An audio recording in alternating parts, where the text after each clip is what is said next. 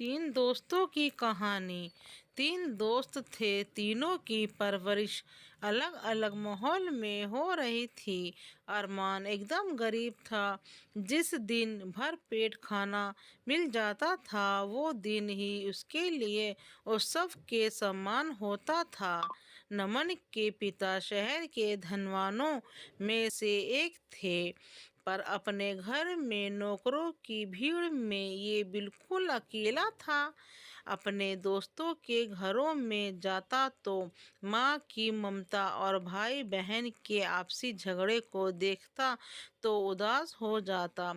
बैसाखी के सहारे से चलने वाले विनय के लिए अपने पैरों पर चलने से ज़्यादा कीमती कुछ नहीं था।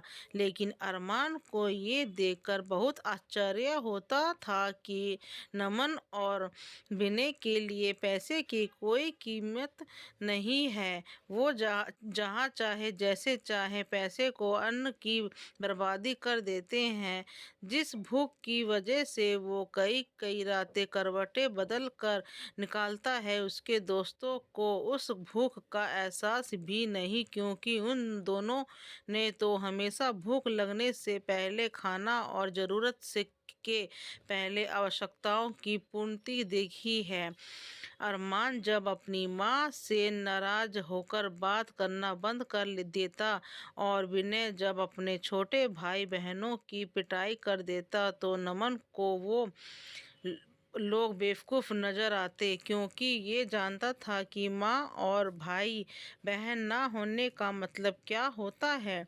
विनय के लिए तो और ज़्यादा अजमास की स्थिति थी। एक पैर जिंदगी में क्या मायने रखता है ये उससे बेहतर कोई नहीं जान सकता था, पर उसने दोनों पैर वालों को अपने पैरों पर चलने के महत्व को महसूस कराते नहीं देखा था।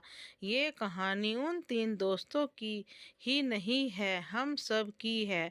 भगवान ने हमें शरीर के सभी अंगों के साथ एक स्वस्थ शरीर दिया और अच्छे माता पिता के घर में भेजा।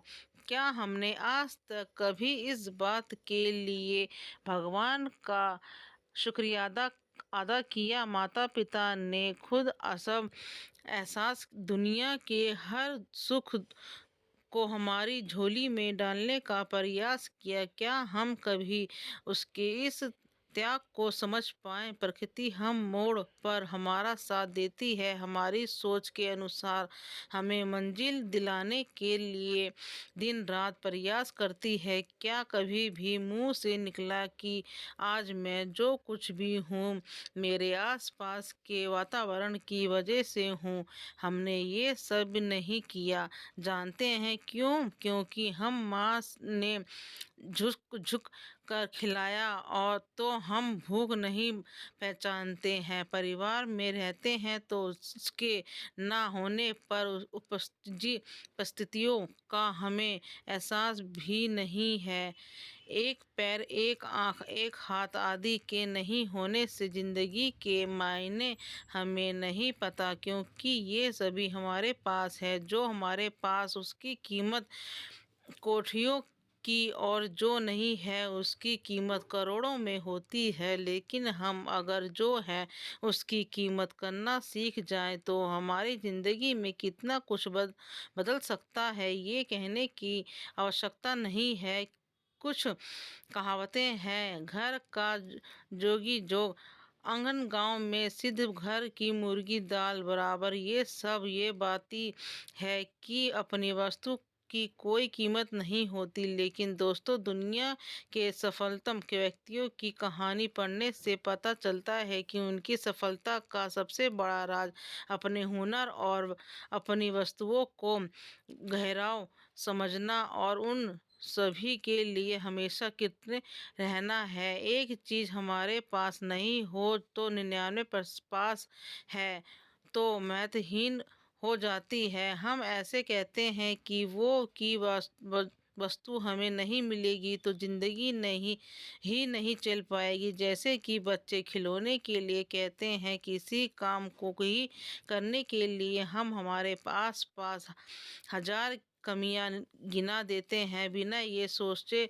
कि जिन लोगों ले ये ही काम करते सफलता हासिल की है, उसके आसपास तो हमारे से भी सीमित साधन थे। जो है उसके लिए कीर्ति का भाव रखकर, जो नहीं है उसको पाने का प्रयास करना सफल होने की एक सीढ़ी है। हमारे हाथ की उस उंगलियों की अंगूठी ना होना हमारे दुख का कारण है, पर बहुत से ऐसे लोग हैं जिनके तो उंगलियां ही नहीं है। अभाव में जीना अभगत लोगों से और प्रभाव में जीना प्रभावी लोगों के जीवन को छूकर हम बड़ी सहजता से सीख जाते हैं।